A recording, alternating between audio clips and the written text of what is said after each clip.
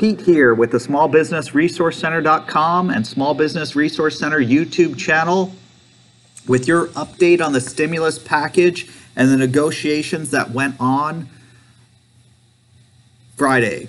Well, basically, if you're new to the channel, do me a favor, hit the subscribe button and the notification bell. I put out a lot of information about the stimulus packages, business tips, and a lot of other things. Plus, I'm also having a $1,000 subscriber giveaway, cash giveaway. You have to be a subscriber. I have a video. If you need the video, just comment below and I'll message you the video.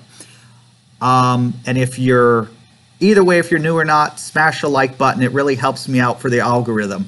Now, here is the review for Friday and, of course, Saturday morning.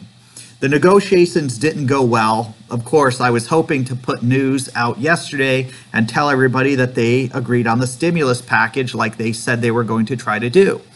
Thursday night, the Republicans and Democrats had a 3-hour meeting. Wow.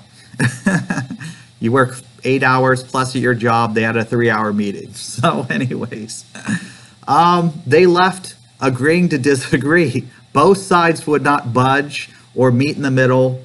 The Republicans originally had a $1 trillion package, of course. The Democrats had a $3 trillion package, which when they met this session, they increased to around 3.5 from my understanding.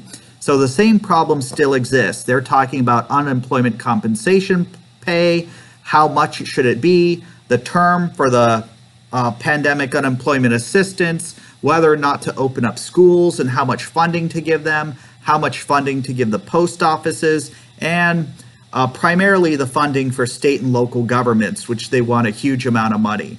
So Republicans said they want a short-term relief bill because they feel that's all is necessary. And the Democrats want a long-term relief bill.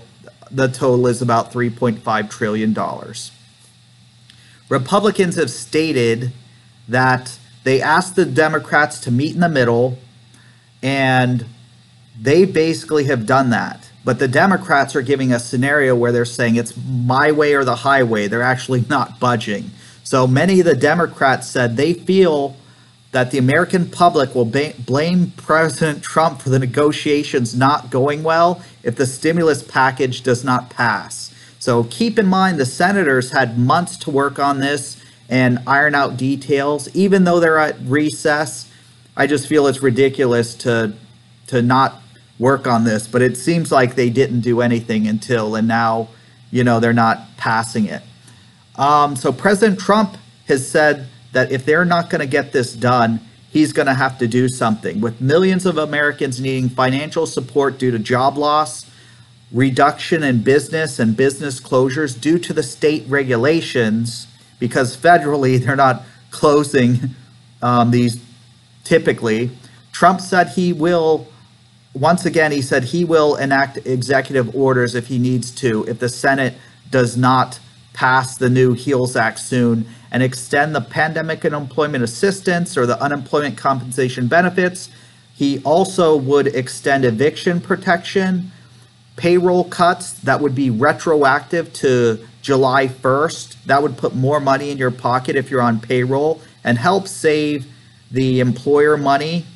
And then he would help suspend, or I should say extend the suspension for student federal aid programs until further notice.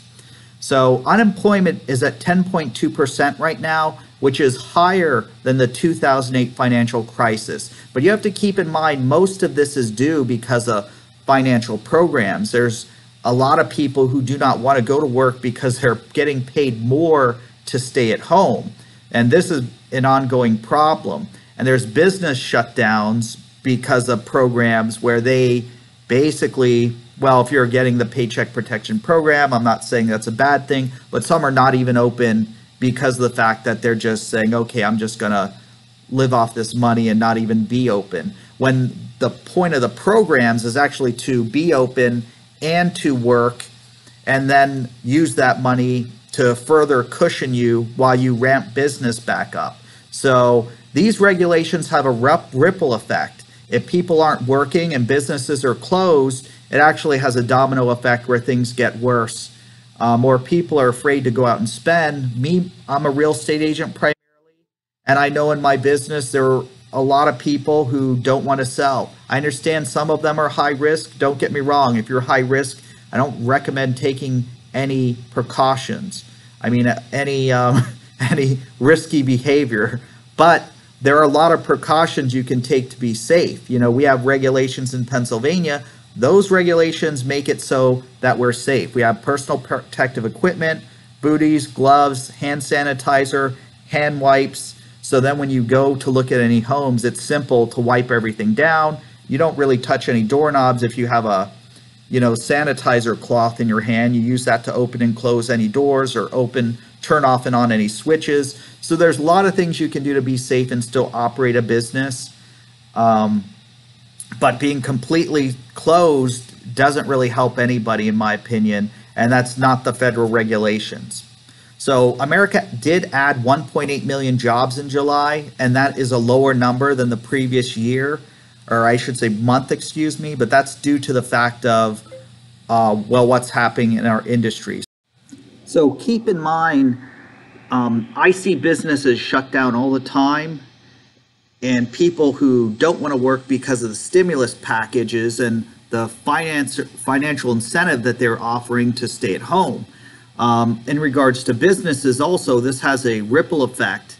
Basically, when you have a scenario where a lot of small businesses are closed, it does slow down the economy and have a domino effect. You know, that person has a small business, if they a couple times a week go to local places to get food or shop, they're not doing that now. So that causes those other businesses to lose revenue.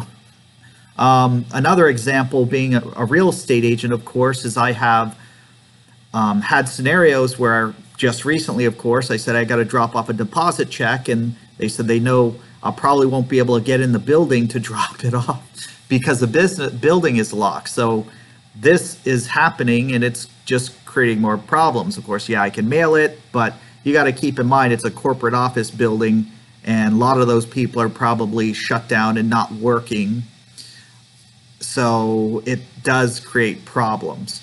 So really, I think the Senate needs to come up with a plan like Trump had stated and try to open things back up. People need to start going to work.